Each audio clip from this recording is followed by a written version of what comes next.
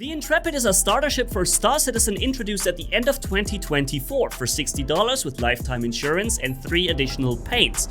And as a starter ship, you also gained access to the game and the persistent universe, okay? But aside from looking fantastic, is it also a good choice for you to consider? Let's go through this together. This is Manni, and I'm pleased to show you my first out of many upcoming ship guides that I'm planning to do, with the intro at start, meta loadout building next, ship tour, then combat performance versus ships, then versus turrets, separately, cargo and hauling, the closest competitor comparison, the Avenger Titan, and the extras and paints, and then summary and verdict at last. Alright, so let's go into detail about the Intrepid, my friends. First, we're building the meta loadout together.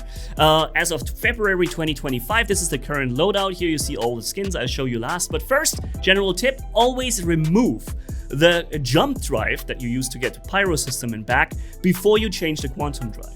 Now, what we're choosing here are the meta components. Those may not necessarily be the best of the best, but right now those are the best that you can simply buy in the game. Alright, so if you want to get the best, those are the ones that you're copying. And at the end, just build in the the jump drive again, and you'll keep it and it doesn't get lost.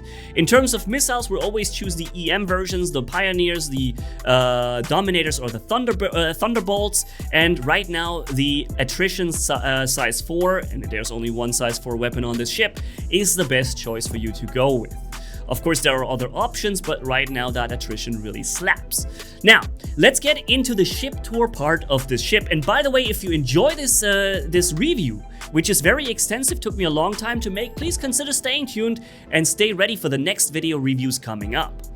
Now, the Intrepid offers 2 separate cargo bays that are accessed from below, and they feature 4 SCUs each. Okay, so you have 8 grid SCU, and you can fit a few more inside. I show you this later. Then we have a fuel port on the left side, as well as the access to the ship with a beautiful staircase that comes extending out of the ship. To the left will be the cockpit, to the right will be a corridor with the crew quarter on the left side, or actually just a captain's quarter, because there's only really one person for this ship, with a nice shower and a bed, very important for bed logging, being able to do that, and a weapons rack that fits a lot of your weapons. Now, unfortunately, as of right now, when you place weapons there and you lose a ship, the weapons are gone too. We are all hoping that maybe they're bringing back something that will allow you to restock the weapons that you once attached. That would be great. More time playing, less time prepping, you know? But yeah, so there's also an extensive cargo space, cargo place up there where you can store armor, weapons, and stuff as well. 2,500 CSU, I think it was. There's the engineering console that is not yet active as of this moment in the game, but it will be in the future. There is also the ability to extend or raise the cargo ramps from within, but you can't actually access them from within. Here are the ship components mostly stored, all right? And if you're wondering why there's only a slot empty, yeah, that's the battery missing somehow. I don't know what they're planning with this, but it's not there yet. Then there is more of the, the fuses and stuff, right, that is for ship engineering close to the cockpit. So if something will break in the future, you don't have to walk very far to get there. Now let's first check out the cockpit visibility. When you're looking outside, you see only the lower 30% of your screen are covered with cockpit. The rest is very beautiful and open. You can see your weapon from the side, and we're having the Nocturne skin applied right now. I will also show you the other skins later. It is a blue and dark gray skin, and in my opinion, this is one of the best looking starter ships in the game, if not the best looking. I like the asymmetrical design. I like this one really big standing out weapon on the side that reminds me a little of the Starfighter Ion and Inferno, but it is not as beefy. And in fact, the firepower of the Intrepid is one of its greatest flaws. It is so small compared to most other ships that you're basically very limited when it comes to your damage output. Nonetheless, the ship can be used, and as I'm going to show you in a few seconds, for combat performance, you can do medium risk targets or even high risk targets, which we're doing right here. This is an HRT, high risk target bounty mission, with ships that are already in mid-size, that you can easily take on with the Intrepid if you fly well. Remember though that you have only size 1 components on this ship. That means size 1 shield and size 1 power plant, size 1 cooler, and so on. You don't really take a lot of beating before you go down. So it is up to your flying skills to make sure you're not really getting hit, right? And while it is possible to do high risk bounty missions with this ship, I would not recommend this one to do it with. And the worst thing is what I'm going to show you later when it comes to turrets, which is always an important benchmark for me to test ships in, and to see how mobile and maneuverable they are, how large they are when it comes to their hitbox, and if they are able to dodge the firepower coming from the turrets, for example. We have the Freelancer Max or something like this in front of us. It's already a bit of a bigger ship with a lot of shielding, but the size 4 attrition at the very least can handle it. It offers enough firepower to be able to bring down this ship, but it takes a tremendous amount of time. And just going into a little quick comparison that comes up later, the first competitor that comes to my mind when comparing it to the Intrepid is the Avenger Titan, as a starter ship with a similar price, being a lot faster, more mobile, more nimble, and in addition to a size 4 weapon, offering 2 more size 3s on top, plus being almost impossible to be hit how quick it is, right? So the maneuverability, the survivability, and the firepower is a lot higher on the Avenger Titan. It also brings a bigger cargo and a larger cargo altogether to the table, which you can fit larger boxes in as well. So yeah, but we're going into detail about this later some more. As you have seen here, the HRT wasn't really a big deal. I was able to play against those ships no problem. We have size 1 rockets. They don't really do a lot of damage here, but they can make a difference from time to time maybe. But this isn't, and I think this is something I should highlight, this is not a combat ship. If you're looking for a starter ship to do combat with, I would actually suggest going with the more expensive Cutlass. But if the price point is a no-go for you, the Avenger Titan could be the one offering the best package and service in that regard, but it requires a really good pilot or somebody who knows what he's doing. Again, more about this later. Now, we're coming up to the second part of my combat benchmark that I will always repeat for the upcoming ship reviews, which is against turrets. It is important to know, first off, how maneuverable is the ship in atmosphere? How affected is it by wind resistance, basically? And how maneuverable is it when it tries to surround turrets? And as you can see, I'm trying to make a pull around the turrets, but the wind resistance and drag pulls me further and forces me into a retreat rather than being able to circle the turrets the way I would do it with an Avenger Titan, or maybe many other fighters. Approach number 2, we're doing this again. Now we're moving in for a second run against the turrets, and while doing this, by the way, I found the most fantastic weather situation I've ever seen. And I thought, okay, this might not necessarily be about the Intrepid per se, but I've never seen such an impressive looking weather situation in Star Citizen before, with the clouds like covering part of the sunlight and part of it is coming through clearly. Rain is covering the windscreen, and to the left you see this. Wow, this was fantastic. But let's get back to approaching the turrets. Full shields, maximum boost enabled, and I'm already getting hit. Boom, boom, boom, boom. Before I can even get to the point where I would circle around the base and the turrets, I'm already shot down. Now let me show you what an actual fighter will look like that will do this. So I'm bringing the Saber right here, which is my go-to fighter ship right now. It is stealthed, it has firepower, it has mobility, and it does all of those things extremely well. Obviously, you can't expect this combat performance from this little starter ship, but this is what it will look like when I'm what I mean, right? Right now, I'm not even shooting the turrets. I'm just having fun dodging the firepower, right? I'm just flying around enjoying myself. And now I'm beginning to fire back at them. And meanwhile, I should say I'm playing on keyboard and mouse. So what I'm doing here is the most difficult thing you can do on mouse and keyboard. And it requires a constant, ridiculous amount of button pressing to keep that rotation going. On a joystick, you'll just lock in the right angle and you just smoothly fly around the base with no problems, right? I'm having to work extremely hard for that effect, but chances are maybe you have a joystick and you're going to be able to pull this off even smoother and with a lot less trouble than I'm having to do this here. But you see, I have zero problems just circle around the turret base and just dropping every turret as I go, one after another.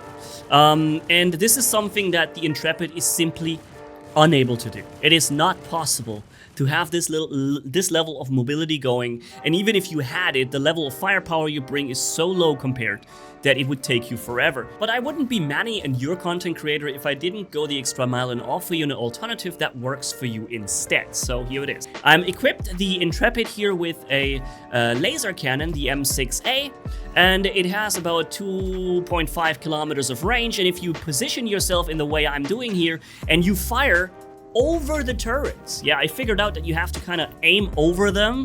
Apparently the laser guns have a drop-off. Then you can hit the turret and drop them from afar before they even shoot you. And then you get to actually attack the bunker, do your bunker missions, and make money with that, if that is what you're trying to do, you know? So that is one way of doing it. And by the way, again, if you enjoy this guide and this cover all aspects of it that I try to do and summarize for you, then please consider staying tuned and subscribe to this channel. I will also keep you up to date on Star Citizen news, but I do want to also make more ship reviews going forward. I really love doing that. That is a big pleasure of mine, honestly. Now, let's go to the cargo hauling part. Alrighty, so by the way, this is the Galena outfit that I'm wearing. Aztalan Galena, it's called. Super amazing light armor set. It's one of the most beautiful ones that I've found.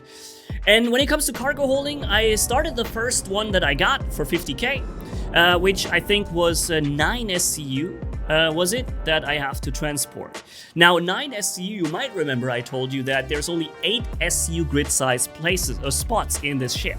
Don't worry, you can do up to 11, I think. And the way we're doing this, and I'm speeding this up for you. This would be terribly boring if I didn't speed that up. We're going here with 4 SCU on each of the cargo ramps or elevators. I'm not sure how you want to call that. More like an elevator, I guess. And placing them on the grid. In my opinion, CIG could have raised the level a little bit here so that fiddling those boxes in could be a little more more easy, but it works. You just fiddle it about with it a little bit until it fits. And then you see here in the main corridor, you could fit at least 3 more SCU than what I have here. So let me say 11 or 12 SCU should be possible to transport. And that means that the first starting cargo missions for 50k each is not a problem. And this is exactly what a starter ship is supposed to do. It should enable you to do the most basic missions of all sorts of categories if possible. Right? That means the basic cargo hauling missions, it means basic combat, and even more than that, I did an HRT that is already more than a basic mission. Yeah, this ship definitely works for what it's supposed to do very well, and it does that looking extremely well on top of it. Now again, we're coming to the summary and verdict part a little later. Here I nicely lined up all the stuff that I transported. Now we're sending over the wares and collecting our 50k. Yeah, a contract completed. Wonderful. So the ship definitely did its job as a starter ship. And let's not forget the fact that this ship, as a starter ship, will allow you to play the game. It contains access to the Star Citizen persistent universe for you as well. And you see there's a bunch of other missions that you could do, 61k for example, right, where you also transport 6. There is some for 70, oh no, sorry, never mind, can't do that. 900 SCU, nope, that will not fit. But yeah, let's go to the closest comparison to a competitor, and that is in my book the Avenger Titan. There is no other ship to compare it as well as this one. And I just happened to come across an Avenger Titan sitting in space, which I used as an excuse to make a ship size comparison. You see that the hitbox of the Intrepid is much larger than the Avenger Titan. Combining this with the way increased mobility on the Titan makes it so much harder to hit and so much easier to fly. However, you will probably, as a starter, constantly kill yourself with the Titan because it's so fast. When you hit that boost, it just like accelerates from 0 to 1,000,000 in 1 second. It's crazy, okay? So be careful when flying this thing. But when comparing it to the competitor of the Avenger Titan, let me just say it's the better ship, in my opinion. Although it's not as beautiful and it doesn't have this large interior, it has a bigger cargo which allows you to store bigger sized boxes. You can even put in a pull spike, for example, and use it as a means of transportation once you land somewhere. You have the same size 4 size gun slot plus 2 size 3s on the Avenger Titan. And you have a much faster and more nimble ship. So it is the better ship in my opinion, and for the same price point, also offering the starter pack, I think the Avenger Titan is the better choice. And let's not forget that the Avenger Titan will get modular soon, where you can have a different version of it and you build it differently for different purposes, right? Here you see all the different skins for the Intrepid that I still have that also came with a starter pack. I feel like the Nocturne, or what is called in the beginning, was the most beautiful one in my opinion.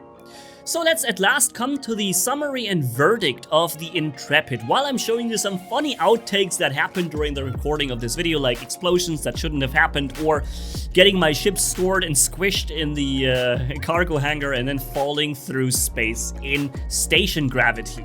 You'll see that in a moment. Now, the Intrepid is a great starter ship.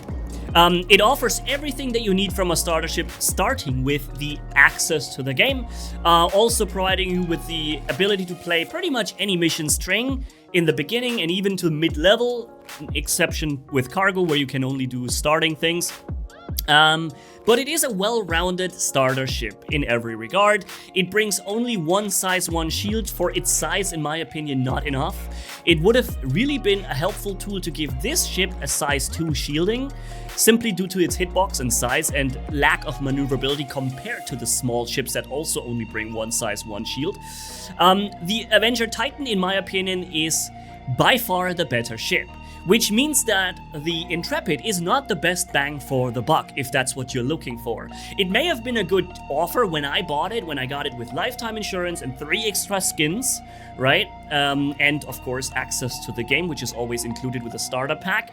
But chances are when you see this video later and you're trying or considering to get it, you will probably not have a lifetime insurance on it. May not even be necessary. On a side note, and I'm only mentioning this because it's being talked about, but it's nothing solid yet, there is a chance that all future starter packs that you own on your account could provide you with a persistent crew member that you can train, that levels with you, and that you can put into turrets and so on. If that happens, then this would also be given or granted through the Intrepid starter pack, but again, no guarantees on this one. In any case, the handling of the ship is good, but it's not as good as it could be for its size or what it offers. Its firepower is really low with just one size 4 gun on it. The range for quantum jumps is pretty good, but right now, as of February 2025, all ships kind of have the same. This might be subject to change going forward. And the operating costs of the ship are super low as a starter ship. You don't ever really pay a lot unless your weapon falls off. Then you should be careful about restoring it because weapons cost a lot. Overall, great choice. Not the best bang for the buck. My advice to you would be getting the Avenger Titan. But let me know what you think about this. Also, thanks for watching. And if you did enjoy the guide, then don't forget to like, comment, and subscribe. And see you in the next ship review or news video or whatever.